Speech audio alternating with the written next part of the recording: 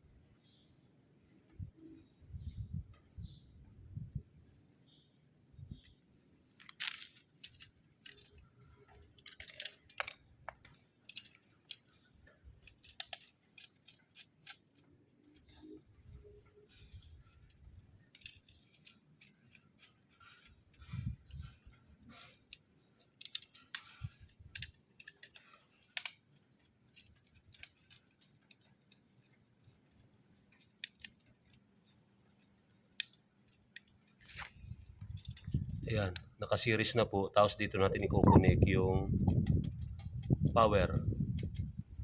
Naka-series na para tumakbo parehas ang kuryente sa kabilaan. Ayun, explain ko lang po kung paano yung connection ng ating outlet. Yung outlet na yan, na napunta doon. May napunta doon sa labas, sa carport. Tapos yun, ito yung connection pa. Tapos ito yung pinakang last natin. Yun.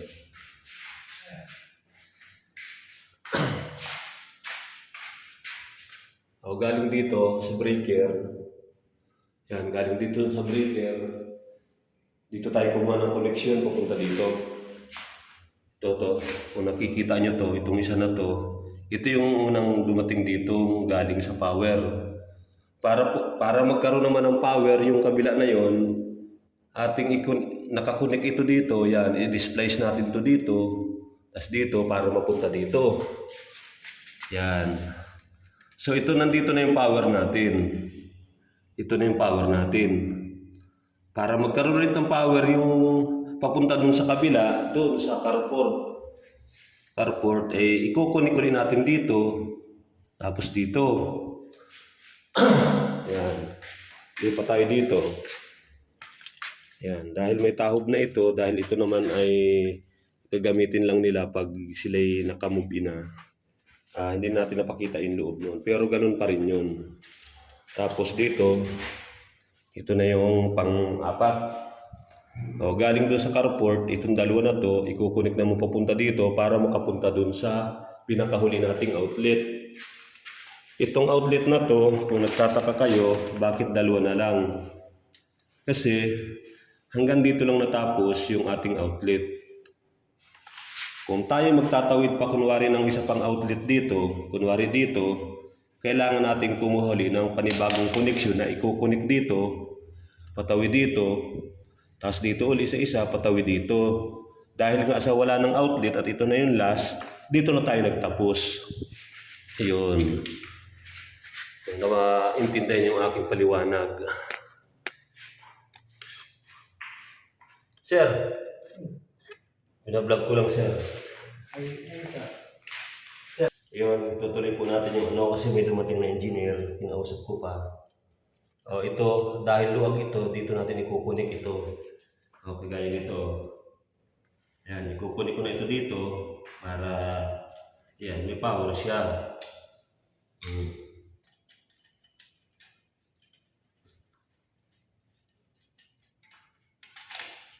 Ito sa mga electrician, kung nanonood sa akin na electrician, pwede nilang sabihin na napakasimple ng binablog ko.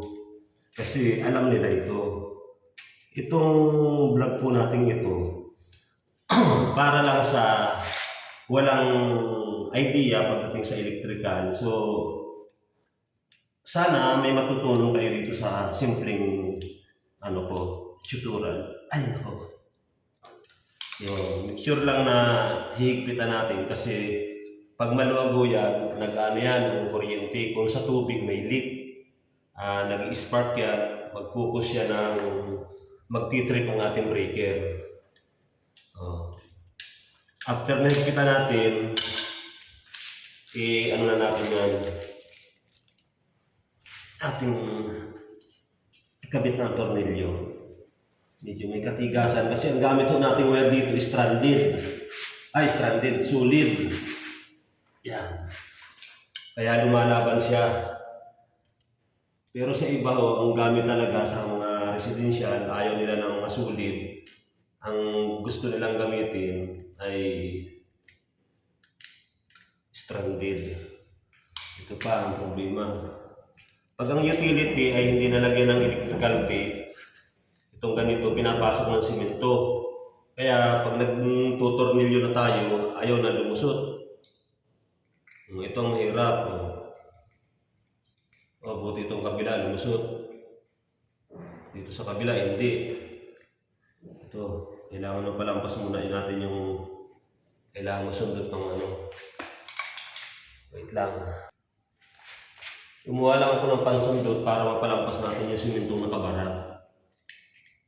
Wala naman pala Wala naman nakabara.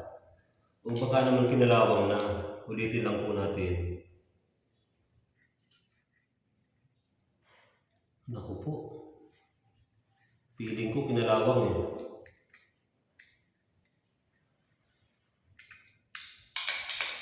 Sa ganito naman kinakalawang, kailangan natin dito mantika sana. Kaya lang wala tayong mantika. Gagamitin natin yung pinagbabawal na teknik. Yun, ang pinagbabawal na teknik para dumulas. Wow naman! Wow! Wow! Sana gumana. Naku po, napahiya pa yata. Lumampas ka. Ayun, napagana po natin.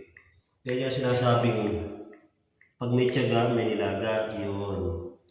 Lumampas ka rin. Tutuloy na natin to. Tutuloy na natin.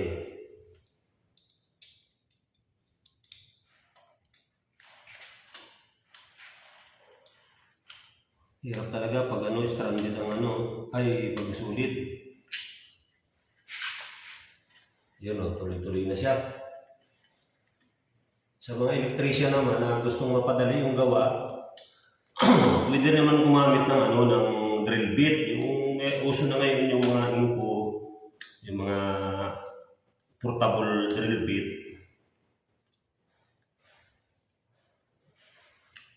Ay, matigas pa rin. Tsatsagain kita. Yun. Nangyari na. Ito.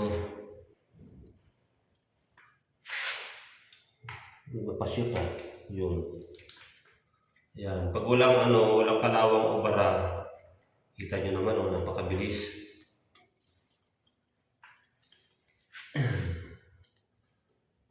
Okay. Higpitan lang natin ng maayos. Parang nalustrid na tuloy Parang ayaw nang humigpit ng gusto Okay na. Tapos ito, wala na. Ipilit ang medyo tagilid. Itong plate, ganito lang pagkabit nito. Yan. Antipado lang, pag tumunog, goods na. Okay? Yung iba naman ilipatan natin, yan. Tapos yun pa.